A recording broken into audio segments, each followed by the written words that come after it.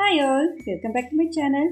ಇವತ್ತು ನಾನು ಬಿಸಿ ಬಿಸಿ ಅನ್ನಕ್ಕೂ ದೋಸೆಗೂ ಇಡ್ಲಿಗೂ super combination ಆಗಿರುವ ಹಳ್ಳಿ ಶೈಲಿಯಲ್ಲಿ ಟೊಮೆಟೊ ಚಟ್ನಿ ಮಾಡೋದು ಹೇಗೆ ಅಂತ ತೋರಿಸ್ತಾ ಇದ್ದೀನಿ.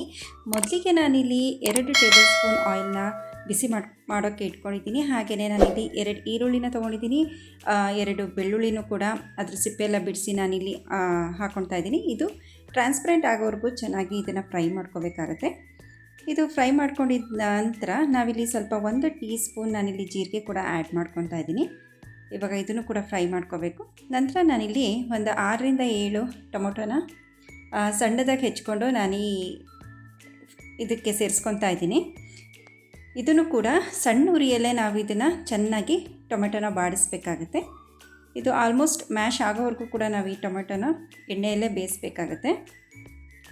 ನಾನಿಲ್ಲಿ 1 ಮುಷ್ಟಿಯಷ್ಟು ನಾನಿಲ್ಲಿ ಕೊತ್ತಂಬರಿ ಸೊಪ್ಪನ್ನು ತೊಗೊಂಡಿದ್ದೀನಿ. ಹಾಗೆಯೇ ರುಚಿಗೆ ತಕ್ಕಷ್ಟು ಉಪ್ಪನ್ನು ಹಾಕ್ಕೊಂಡಿದ್ದೀನಿ. ಸ್ವಲ್ಪ ಅರಿಶಿನ ಪುಡಿನೂ ಹಾಕ್ಕೊಂಡು ಚೆನ್ನಾಗಿ ಮಿಕ್ಸ್ ಮಾಡ್ಕೊತಾ ಇದ್ದೀನಿ. ಚೆನ್ನಾಗಿ ಇದನ್ನು ಫ್ರೈ ಮಾಡ್ಕೋಬೇಕು. ಇದು ಫುಲ್ಲು ಮ್ಯಾಶ್ ಆಗಬೇಕು. ಅಲ್ಲಿವರೆಗೂ ಕೂಡ ನಾವು ಇದನ್ನು ಚೆನ್ನಾಗಿ ಹುರ್ಕೋಬೇಕು. ನೋಡಿ, ಈ ಥರ ಆಗಬೇಕು. ಈ ಥರ ಆಗೋವರೆಗೂ ನಾವು ಇದನ್ನು ಚೆನ್ನಾಗಿ ಬಾಡಿಸ್ಬೇಕಾಗತ್ತೆ. ಇದು ತಣ್ಣಗಾದ್ಮೇಲೆ ನಾವು ಮಿಕ್ಸಿಗೆ ಹಾಕ್ಕೊಂಡು ಗ್ರೈಂಡ್ ಮಾಡ್ಕೋಬೇಕು.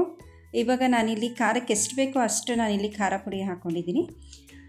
ಗ್ರೈಂಡ್ ಮಾಡ್ಕೊಂಡಿದ್ದ ನಂತರ ನಾನಿಲ್ಲಿ ಯಾವುದೇ ರೀತಿ ಒಗ್ಗರಣೆ ಕೊಟ್ಕೊಂಡಿಲ್ಲ. ಬೇಕಾದರೆ ನೀವು ಕೊಟ್ಕೊಬೋದು, ಹಾಗೆ ಕೂಡ ಚೆನ್ನಾಗಿರುತ್ತೆ. ಇದನ್ನು ಒಮ್ಮೆ ಟ್ರೈ ಮಾಡಿ, ಹೇಗಿತ್ತು ಅಂತ ನಂಗೆ ಕಮೆಂಟ್ ಮುಖಾಂತರ ತಿಳಿಸಿ. ಹಾಗೆ ಸಬ್ಸ್ಕ್ರೈಬ್ ಮಾಡಿ. Thank you for watching.